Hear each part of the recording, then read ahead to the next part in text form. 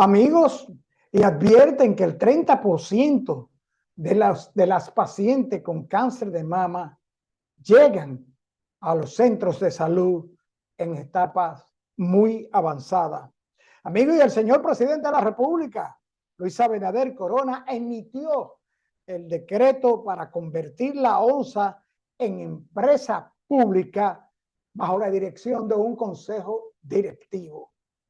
Amigos, en los Estados Unidos aumentó la alerta de viaje hacia la República Dominicana. Esto es Consulta Participativa, tu espacio, tu voz. Saben ustedes que transmitimos a través de Carevisión, canales 26 de Claro, Altif y 22 de Aster. Estamos en todas las redes sociales, amigos. Estamos en nuestro canal de YouTube, Consulta Participativa, al que le pedimos que vaya a YouTube, activen la campanita de notificaciones y se suscriban a nuestro canal para que reciban todo el contenido de nuestras consultas de manera directa y especial. También, amigos, que estamos en Instagram como @consultapar, en Twitter @consultapar, en Facebook Consulta Participativa, también en Instagram Ricardo Perman, todo juntito, y nuestro número de contacto, nuestro número de WhatsApp, 809-769-4500.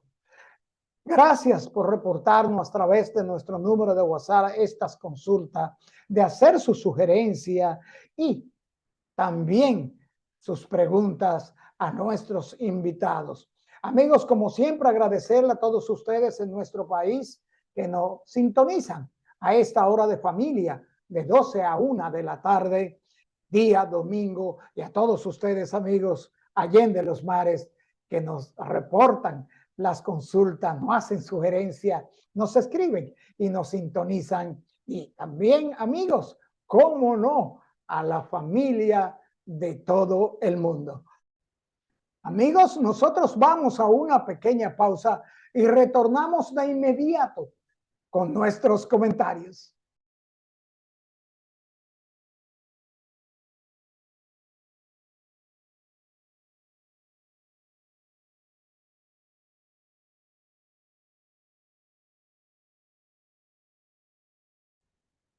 Amigos, médicos advierten que el cáncer de mama en Latinoamérica está siendo diagnosticado en etapas muy avanzadas de la enfermedad, lo que dificulta el tratamiento y reduce las posibilidades de la supervivencia de las pacientes.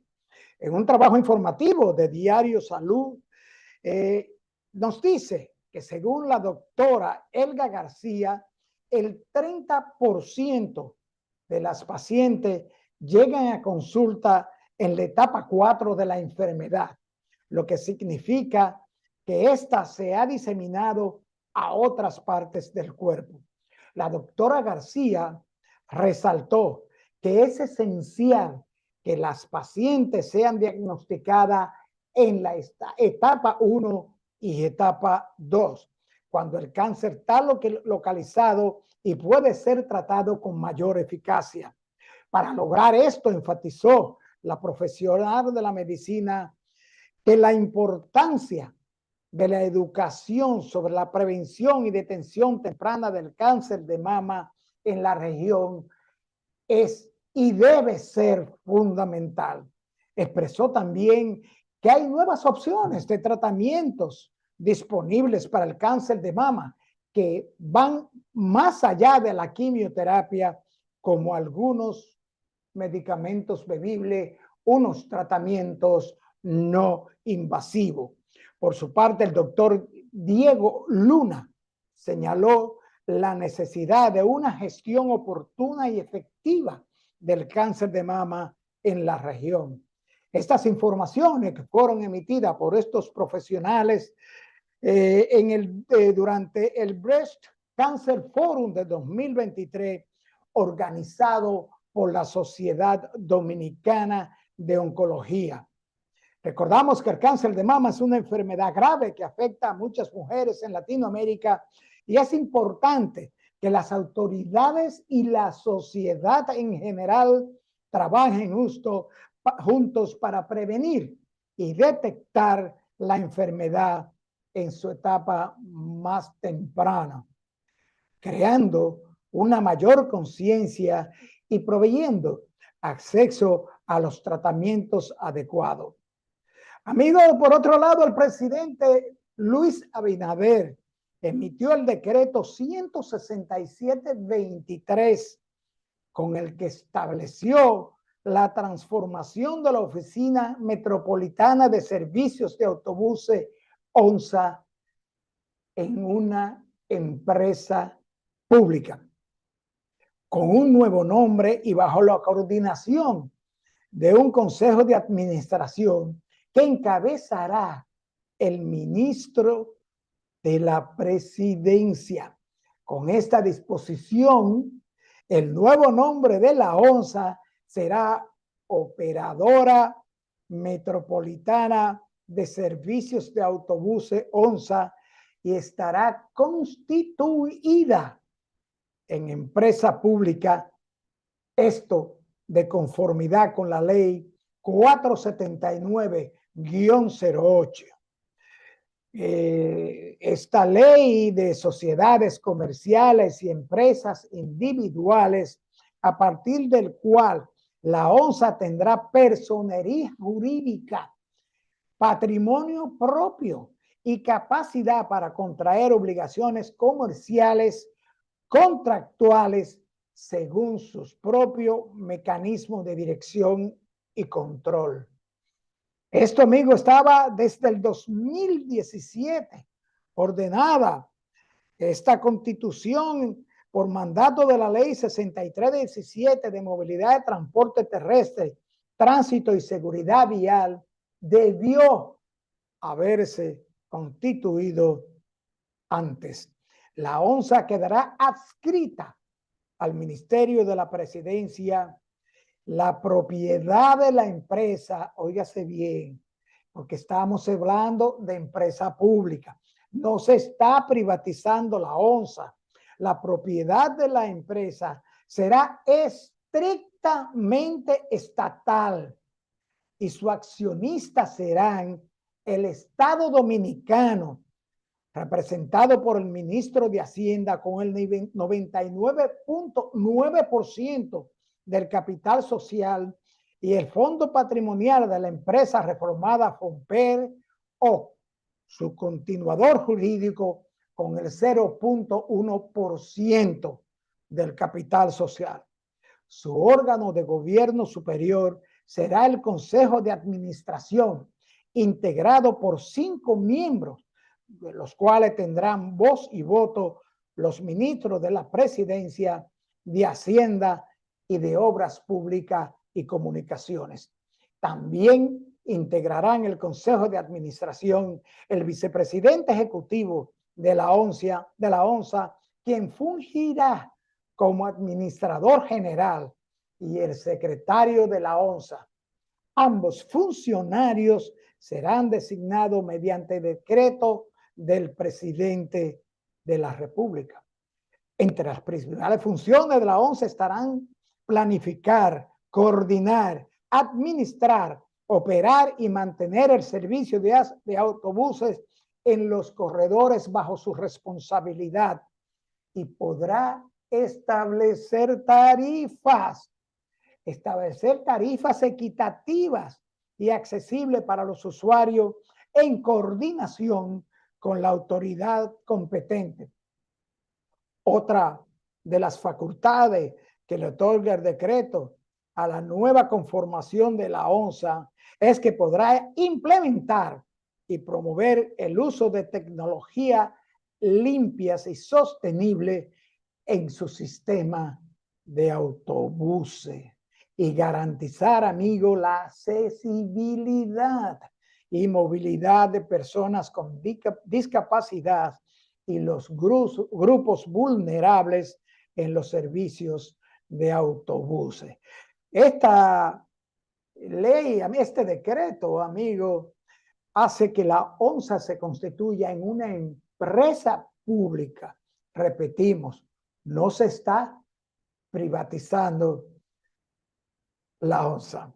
Amigos, hasta aquí nuestro comentario de hoy y les invitamos a que nos acompañen en nuestra consulta central, donde estaremos consultando con la doctora Tammy Levy Beltrés, gastroenteróloga, neurogastroenteróloga. Volvemos en breve con nuestra consulta central.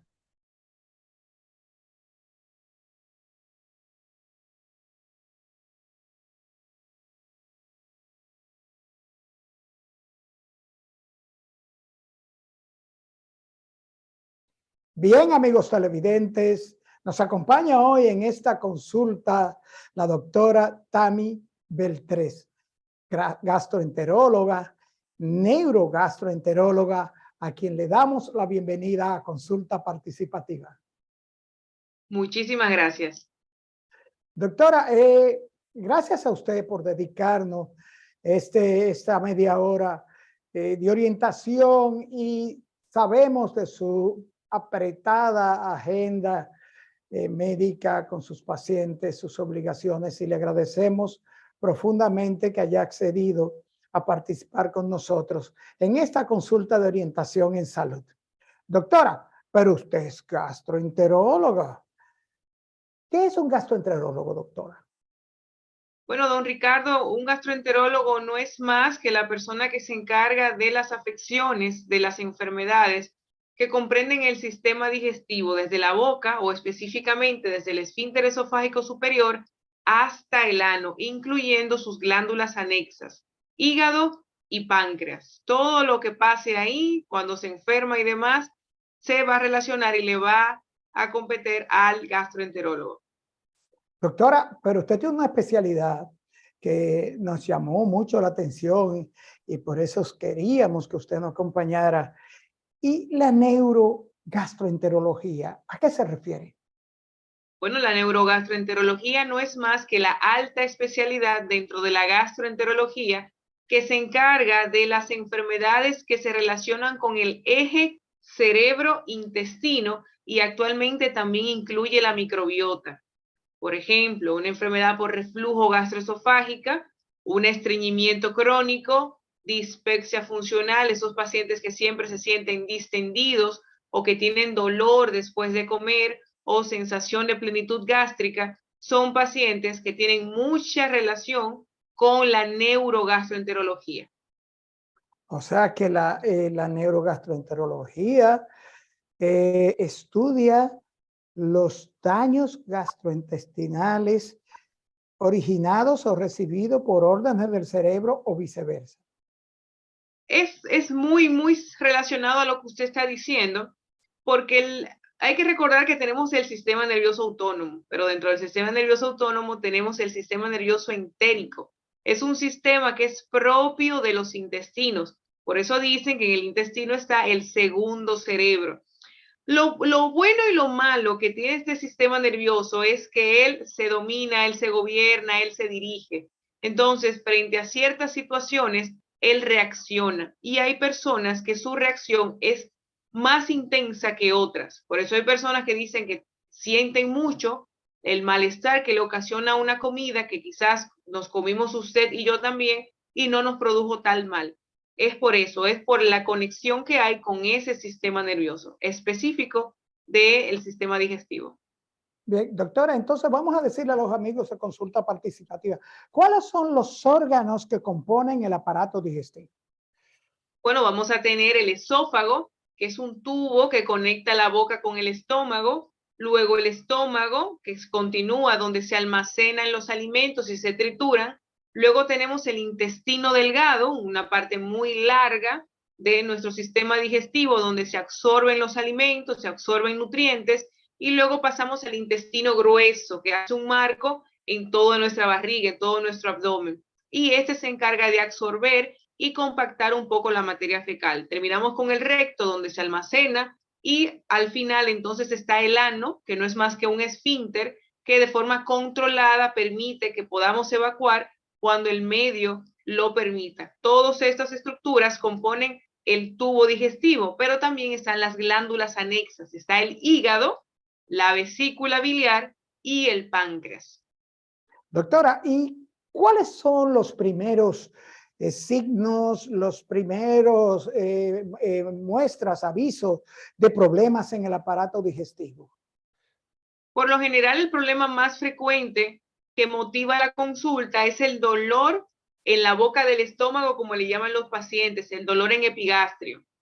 Y ese dolor obedece entonces a dispepsia, que la podemos dividir de dos maneras: síndrome de distrés postprandial y síndrome doloroso epigástrico.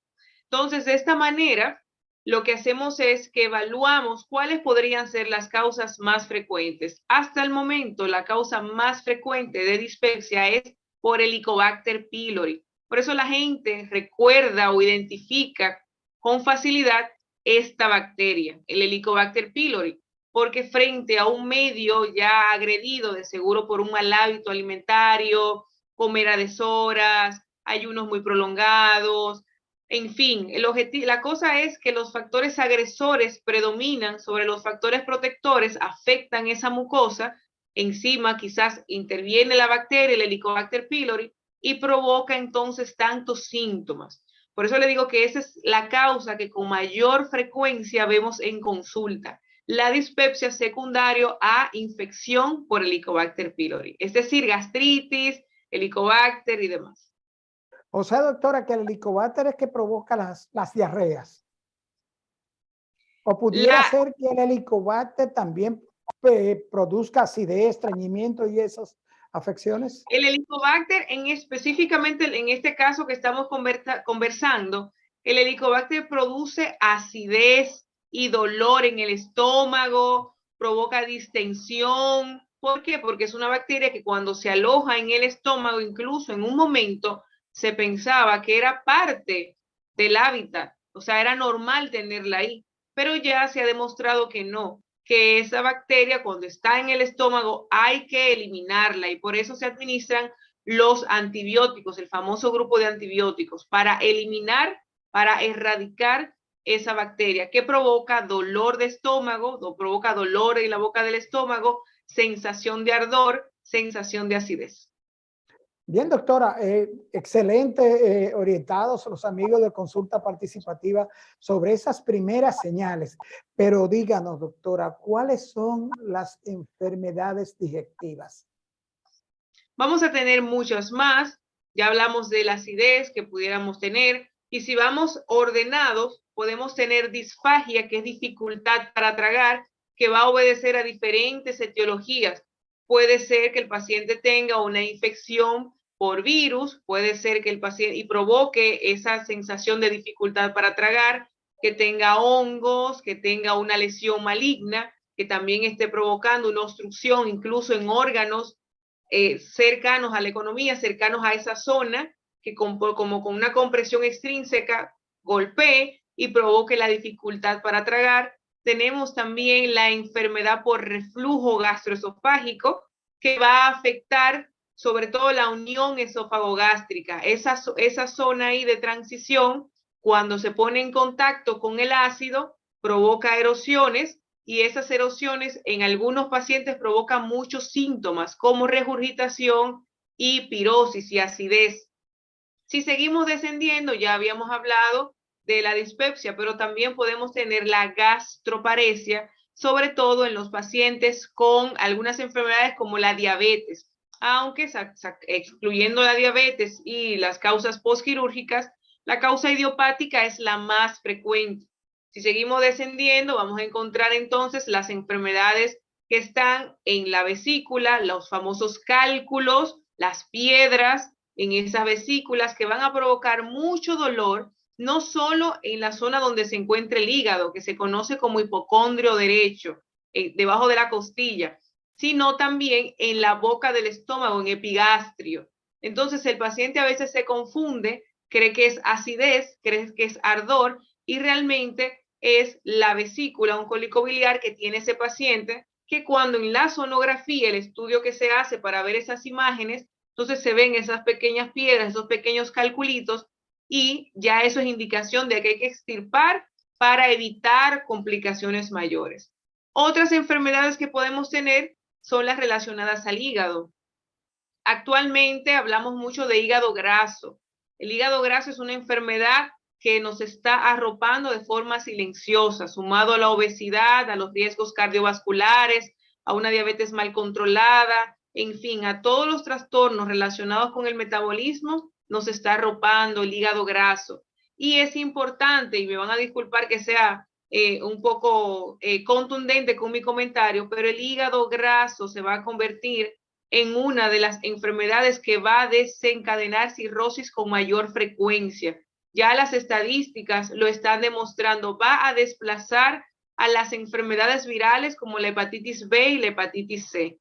Entonces hay que prestar especial atención en eso. No es solamente hacer una sonografía que tenga hígado graso, grado 2, grado 3 y guardarla. Es tratar de modificar los factores de riesgo para disminuir eso. Si seguimos descendiendo, vamos a tener las gastroenteritis, vómitos, diarreas, podemos tener el estreñimiento crónico que habíamos mencionado y al final entonces la incontinencia fecal, que no es más que los accidentes, el escape de materia fecal de manera no controlada, o la incontinencia anal, que es el escape de materia fecal y gases de manera no controlada. Hay un arsenal de enfermedades más, como está la pancreatitis, que es la inflamación del páncreas, que provoca mucho dolor, un dolor intenso, náuseas, vómitos, es una causa que lleva al paciente a la emergencia. Están también los sangrados digestivos, que va a ir desde las hemorroides, que van a la consulta, hasta ya sangrados más importantes, en dependencia de donde se encuentren. Si es alto, va a ser en forma de vómitos, y si es bajo, va a ser ya con la pupú o roja, rojo vino o negra, en dependencia de cómo, a qué nivel esté localizado eso. Y en fin, son muchísimas, nos podríamos dedicar solamente a un programa enumerándolas. Gracias, doctora. Sí, así es. Y se nos queda una, doctora, una que ha adquirido fama internacional últimamente, que es la enfermedad de Crohn. Claro, la enfermedad de Crohn está dentro del grupo de las enfermedades inflamatorias intestinales, sumado con la colitis y con la enfermedad inflamatoria o la colitis inespecífica. Entonces, en el caso de la enfermedad de Crohn, es una enfermedad que provoca, como el nombre lo indica, inflamación. Es multifactorial, pero hay una parte inmunológica que es la que predomina y va a tener una afectación desde la boca, o sea, se pueden ver aftas orales, hasta el ano. Ese es el detalle de la enfermedad de Crohn. Donde más ocurren las lesiones es en íleon terminal, por lo que un paciente, y se ve en jóvenes, por lo que un paciente de adulto joven que tenga pérdida de peso, dolor abdominal, fiebres, diarreas con sangre, se han investigado otras causas, esto resulte de manera crónica, o sea, no mejora las 2 semanas, 4 semanas, continúe con la sintomatología, tiene indicación de una colonoscopia con ileoscopia, que eso ya el endoscopista sabe cómo hacerla para tomar las muestras y entonces ver la probabilidad diagnóstica. Doctora, pero hay una inquietud de un asiduo amigo de consulta participativa sobre la enfermedad de Crohn. ¿Es la enfermedad de Crohn una patología incurable? ¿Es una patología crónica? Lamentablemente hasta ahora es incurable, tanto la enfermedad de Crohn como la colitis ulcerativa, pero existen fármacos y cada día hay muchas más moléculas que van disminuyendo sus efectos secundarios y mejorando su acción, que permiten mantener al paciente controlado. Como le digo, o sea, lamentablemente hasta el momento es como la hipertensión, es como la diabetes, no curan, pero se pueden controlar bastante bien. Doctora, no sabíamos, y esto quiero que usted me lo confirme, que la gastroenteritis, junto con el resfriado y la gripe, son las enfermedades más comunes del mundo. Sí, el resfriado común, la gastroenteritis, son las enfermedades más comunes, pero es importante, y me encantó su comentario, porque obedecen al mismo factor etiológico también como causa común, que son los virus. Los virus son las causas más frecuentes de gastroenteritis. No son los parásitos, no son las bacterias. Y es bueno que la población sepa eso porque desde que tiene una gastroenteritis, ya sea por un virus o una intoxicación alimentaria, secundario a quizás un virus, van de inmediato y se compran un medicamento a la farmacia y no les va a hacer nada porque la causa más frecuente responde a virus que son autolimitados. Lo mismo ocurre con la gripe, el resfriado común. Las causas más frecuentes son virales. Entonces son entidades que tienen un ciclo autolimitado. Ya ese virus en 7 días, máximo 2 semanas, debe eliminar ese sistema si el paciente tiene un buen sistema inmune, ojo, si tiene un buen sistema inmune, si tiene buenas defensas, lo va a eliminar y ya el paciente sigue su vida. Por lo que el tratamiento es sintomático, bajar fiebre, hidratarse bien y descansar. Doctora, y mire, nos llama muchísimo la atención esa explicación que usted le da a los amigos televidentes, a los amigos que siguen estas consultas de orientación en salud. El hecho de la gastroenteritis, porque como usted bien señala, la gente se siente algo, un dolorcito, va a la farmacia, dame un Alujer, dame esto, dame esto. Y hay muchos que creen que la gastroenteritis es provocada por la ingesta de alcohol, ingesta de ácidos, ingesta de comida grasa. ¿Qué relación tiene el alcohol, el ácido, la comida ácida y la grasa con la gastroenteritis? Porque usted señala, muy bien señala, que las gastroenteritis son de origen viral. El alcohol, ¿me escuchan? El alcohol, la grasa, las comidas grasas y ácidas, ¿qué relación tienen con la gastroenteritis? Bueno, el detalle con el alcohol y las grasas es sobre todo cuando afectan la mucosa, sobre todo el alcohol. El alcohol tiene dos efectos. Tiene el efecto tóxico directo, cuando cae en la mucosa, la agrede, la lesiona, y tiene el efecto tóxico sistémico, que es cuando el paciente ingiere el alcohol, entonces ese alcohol pasa al sistema sanguíneo, pasa al sistema digestivo y lo va dañando, lo va lesionando. Entonces, en estos casos, quizás lo puede hacer de dos maneras, lo puede hacer en fase aguda, pero también en fase crónica, llevando ese paciente a un hígado graso alcohólico, así mismo se llama, e incluso a cirrosis. En el caso de las grasas como tal, el detalle es que la digestión de estas, por eso provocan más saciedad, es un poco más lenta. La grasa como tal no va a provocar gastroenteritis. Ahora bien, si el alimento que se está ingiriendo tiene una mala cocción o la higiene con la que lo prepararon no es la mejor, entonces va a venir sumado con microorganismos que provocarán la gastroenteritis. Es decir, no es la grasa como tal, quizás el mal manejo de estos alimentos. Doctora, ahora, hay un sí. paciente, que es el paciente que tiene una lesión en el páncreas, que quizás no puede digerir adecuadamente esas grasas, y ese paciente va a tener diarreas, pero no es o no se podría llamar gastroenteritis, ya es una enfermedad que se está investigando, es insuficiencia pancreática en el contexto que lo estoy colocando, pero ya es otro tenor, es otro punto. Doctora, gastritis. La gastritis, según tenemos entendido, hay todo un abanico de síntomas y de daños causados por la gastritis, e inclusive la gastritis están señaladas de muchísimas formas. Hay quien dice que hay como 14 tipos de gastritis. Doctora, háblenos de la gastritis y esta inmensa variedad de tipos de gastritis y los daños que hacen al sistema digestivo. Esto después de la pausa, doctora.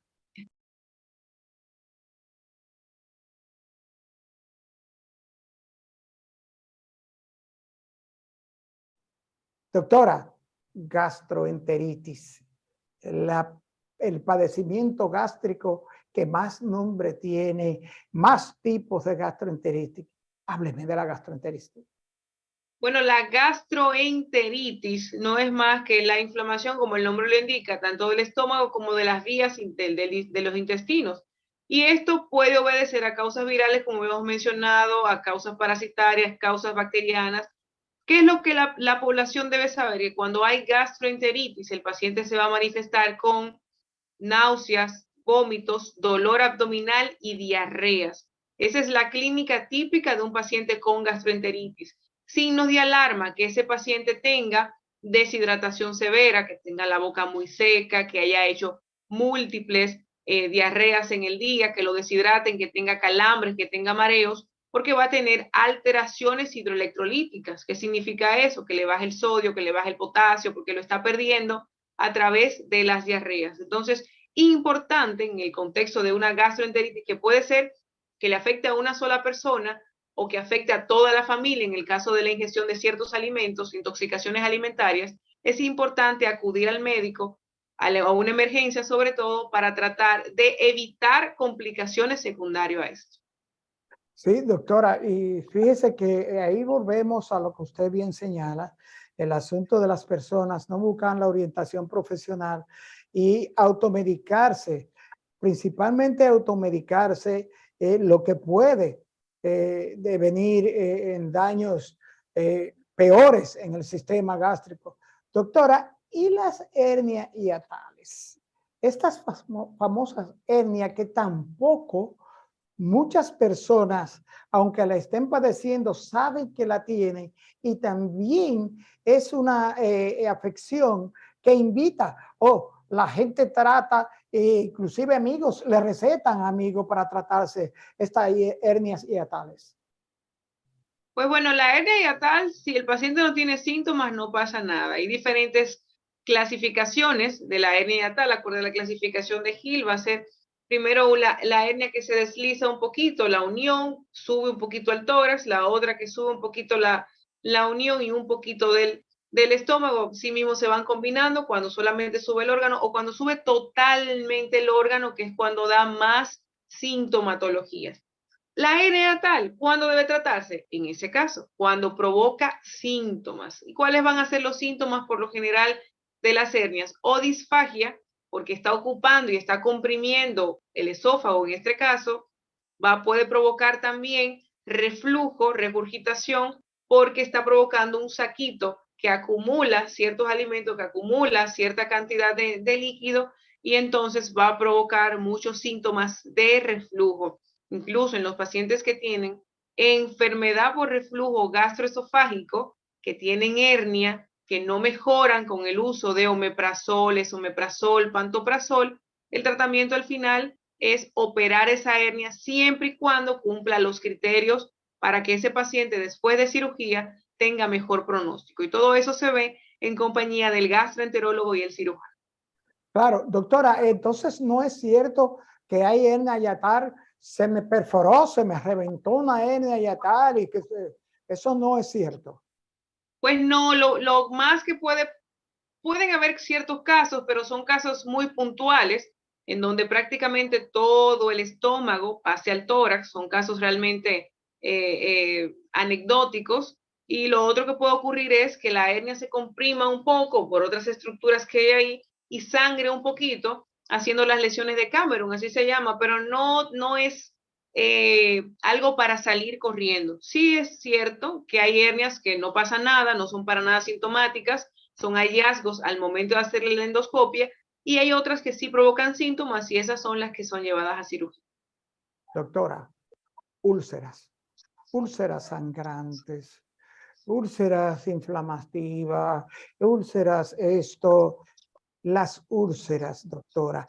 ¿Cuáles son los tratamientos, comenzando por las úlceras y sus diferentes tipos, recomendados y los procedimientos para tratar las enfermedades gastrointestinales? Bueno, en el caso de la úlcera, hasta el momento, el tratamiento de elección es el uso de inhibidores de bomba de protones. Tanto una úlcera activa, que es la úlcera sangrante, como usted mencionó, la que clasificamos de acuerdo a Forrest, o ya una úlcera crónica, una úlcera que cuando estamos haciendo los estudios, porque el paciente tiene dolor, entonces la encontramos y en dependencia de las características, le vamos dando una clasificación acorde a Saquita mismo. El tratamiento para ambos casos es el uso de inhibidores de bomba de protones, omeprazol, esomeprazol, pantoprazol, lansoprazol, que son acorde a la molécula. En el caso de las agudas, es un paciente hospitalizado porque esas úlceras sangrantes hay que prestarle cuidado importante, hay que estar bien vigilantes de esos pacientes porque sí pueden provocar disminución de la volemia, hipotensión y demás, y el paciente complicarse e incluso morir. Pero estos pacientes llevan una hidratación adecuada, el uso de, como le comenté, inhibidores de bomba de protones endovenosos y tratamiento incluso endoscópico si la úlcera está activa en el sangrado. Se colocan inyecciones, se colocan clips, en dependencia de lo que se encuentre acá. En el caso de las úlceras crónicas, que son las que el paciente va por la consulta y se hace programada la endoscopia, el tratamiento es el mismo, es a través del uso de inhibidores de bomba de protones y en dependencia de la úlcera y de la localización de la úlcera, el médico va a decidir qué IVP va a indicarle al paciente y también va a decidir por cuánto tiempo lo va a utilizar. Doctora, ¿cuáles son los cánceres? Sabemos de la cirrosis, sabemos bueno, las patologías, las enfermedades celíacas, los pólipos. ¿Cuáles son los tipos de cáncer que más atacan y se presentan en el sistema gastrointestinal? Pero lamentablemente llevamos la delantera en cuanto al ranking de la Organización Mundial de la Salud con el cáncer de colon. El cáncer de colon constituye el tercer cáncer más frecuente del mundo, en dependencia de la literatura, el tercero o el cuarto. Y en cuanto a la mortalidad, entonces llevamos aún más la delantera, porque ya se posiciona entre el segundo o el tercer cáncer más mortal. Por eso se le insta tanto a la población de que trate de hacer el screening. El screening bajó, era a los 50 años y bajó a los 45 por la cantidad de casos que se estaban detectando antes de los 50 años. Aparecen primero los pólipos, esos pólipos quizás son adenomas, tienen un componente bajo, pero son lesiones potenciales de evolucionar a cáncer. Entonces, por eso la importancia de hacerse la colonoscopia, encontrar esa lesión incipiente, pequeñita, poderla quitar, incluso por la vía endoscópica, y que ya ese paciente cure de lo que pudiera ser más adelante la causa de su muerte. Doctora, tengo una pregunta obligada por una amiga asidua de consulta participativa. Padece de hemorroides, ha sido intervenida quirúrgicamente, pero siguen los problemas, reaparecen las hemorroides al extremo, doctora, de que esta persona no puede vivir del dolor. Bueno, en el caso de las hemorroides, si ya ha ido, el gastroenterólogo las va a identificar. Hay algunos que pueden incluso ligarlas, pero por lo general esa parte la ve coloproctología. Yo le recomiendo que ella vaya a coloproctología, entonces ellos van a tomar en cuenta qué hacer. En general, lo que hacen en estos casos, cuando tienen mucho dolor, aplican tratamiento y ya más adelante, si lo consideran, colocan unas ligas que lo que hace es eliminar esas hemorroides y el paciente va a padecer de otra cosa, pero no de esas hemorroides porque se eliminaron, fueron eliminadas. También es bueno ver qué factores de riesgo quizás tenga la persona que se contactó con usted que le está predisponiendo a sufrir de hemorroides constantemente. Quizás esas fueron eliminadas y se están apareciendo otras, están creando otras. Entonces hay que identificar también factores de riesgo. ¿Cómo van a ser el uso bajo de fibra, el paciente que dura mucho tiempo en la taza del baño, el poco hábito de hacer ejercicio? Todas esas cosas van a hacer más débil esa zona, a provocar que esos plexos venosos se dilaten aún mucho más y entonces aparezcan las hemorroides. Doctora, neurogastroenterología.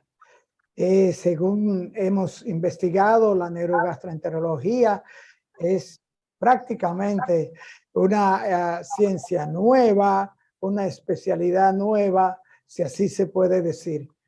¿Cuáles son los auxilios? ¿Cuáles son las herramientas que la neurogastroenterología le ofrece al paciente y al profesional gastroenterólogo? Pues bien, la ventaja de la neurogastroenterología es su medicina de precisión. Es tratar de dar en la diana de la enfermedad y con esto entonces disminuir los posibles efectos secundarios, el que el paciente sufra más de la cuenta y tratar de en los pacientes o en las enfermedades que no sean curables, tratar de mantenerlas lo más controlables posibles y en las que sí lo son, entonces ofrecer esa cura inmediata. Entre las herramientas que tenemos de medicina de precisión está la manometría esofágica.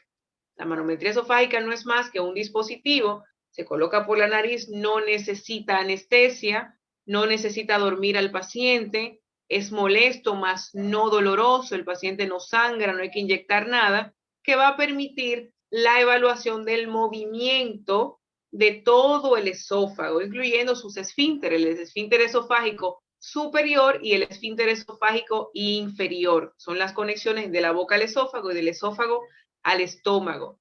¿Qué podemos ver a través de ella? En los pacientes que tienen quizás dolor en el tórax, que se ha investigado por muchísimos lados, a veces es una afectación cardíaca, a veces es una afectación pulmonar, y no se encuentra la causa, hay una causa de dolor torácico no cardíaco que corresponde al esófago. Entre esas que podemos tener el espasmo esofágico distal, que por suerte no es frecuente, pero cuando aparece provoca mucho dolor. Otras herramientas que podemos tener que se utilizan con mucho más frecuencia está la piezometría de 24 horas para el diagnóstico de enfermedad por reflujo gastroesofágico. Y aquí tengo el instrumento, es un dispositivo que se coloca como si fuera un holter. El paciente anda con su bolsita, aquí la tengo, anda con su bolsita, y entonces durante 24 horas el paciente va a tener una sondita conectada a este dispositivo. Este es el dispositivo que pueden ver aquí, y déjame ver, muy bien, ahí más o menos. Y entonces este dispositivo lo que va a permitir es registrar por 24 horas la exposición que tiene el paciente al ácido. Este dispositivo se va a conectar a esta sondita. Esta sondita, como pueden apreciar aquí, es sumamente flexible, es sumamente pequeña, es la que se coloca por la nariz y va a llegar hasta 5 centímetros por encima de la unión esofagogástrica, permitiendo identificar enfermedad por reflujo. Pero su plus no es ese. Su plus es que no solo puede permitir el diagnóstico de enfermedad por reflujo, sino también puede permitir identificar los pacientes que tienen esófago hipersensible, que es que no tienen mucho ácido, pero el poco ácido que tienen le provoca síntomas. Los pacientes que tienen pirosis funcional, que es el que no guarda relación lo que está ocurriendo con las sensaciones, o que el paciente no tenga enfermedad por reflujo, no tenga ninguno de esos síntomas, y entonces investigar otra causa que pudiera justificar esto. Otros estudios está la manometría anorrectal, que se utiliza sobre todo en los pacientes con estreñimiento y en los pacientes con incontinencia. En estos pacientes que tienen disinergia defecatoria, los pacientes se le hace este estudio, es una sonda también que se coloca entre el ano y el recto y permite evaluar el movimiento, el tono de este esfínter y del recto también. Gracias a esto, esta herramienta es muy noble, una herramienta muy buena porque no solo diagnostica, sino que también permite tratar a los pacientes con disinergia defecatoria, que es cuando no hay coordinación entre la expulsión del recto, la contracción rectal y la relajación del ano para que entonces esa materia pueda salir más frecuente de lo que nos imaginamos. Excelente, doctora. Doctora, una última preguntita. ¿Necesitan estos pacientes que están siendo tratados con estas técnicas gastrointestinales, orientación psiquiátrica, orientación psicológica para estos tratamientos? Claro que sí. La neurogastroenterología va muy de la mano con psiquiatría. Recuerden que parte de nuestro tratamiento va orientado a la neuromodulación, a tratar de controlar esas sensaciones, esas exacerbaciones del sistema nervioso. Y entonces es muy importante el seguimiento paralelo en muchos casos con psicología o en su defecto con psiquiatría. Y con eso el paciente, primero el paciente no puede sentirse que tiene ninguna enfermedad mental, ni mucho menos. No, son sensaciones que su organismo está transmitiendo y hay que controlarlas para que ese paciente se pueda insertar a la vida normal, a las actividades cotidianas, como otra persona que no tenga tantas sensaciones en su sistema digestivo. Es solamente eso, es neuromodulación, control de esas sensaciones, y si se hace de la mano de psiquiatría o psicología, va muchísimo mejor. Gracias, doctora. Se nos acabó el tiempo, pero no podemos despedirnos sin que usted le diga a los amigos de Consulta Participativa cómo comunicarse con la doctora Tami Beltré. Claro que sí, se pueden comunicar conmigo al 849-361-5511 y a través de las redes sociales, doctora Tami Beltré, _neurogastro. Ahí en mis redes sociales van a ver algunas imágenes que también publico de qué trata esto. Y bueno, aquí estamos siempre a sus órdenes. 1.000.000 de gracias, doctora. Gracias del alma por concedernos estos casi 40 minutos de entrevista en esta consulta de orientación en salud y específicamente sobre los problemas gastrointestinales. Doctora, gracias del alma. Las puertas de consulta participativa son suyas y ya le estaremos contactando para una próxima entrega porque se nos queda todo lo relacionado con el asunto de la cirrosis y los problemas hepáticos. Muchísimas gracias. Encantada. Gracias, doctora. Bien, amigos televidentes, después de esta interesantísima consulta con la doctora Tami Lady Beltré, gastroenteróloga, especialista en neurogastroenterología, solo nos resta darle las gracias por acompañarnos en esta consulta de orientación en salud y reiterarle nuestra invitación a que nos acompañen en una próxima entrega. Amigos televidentes, nos vemos en la próxima consulta.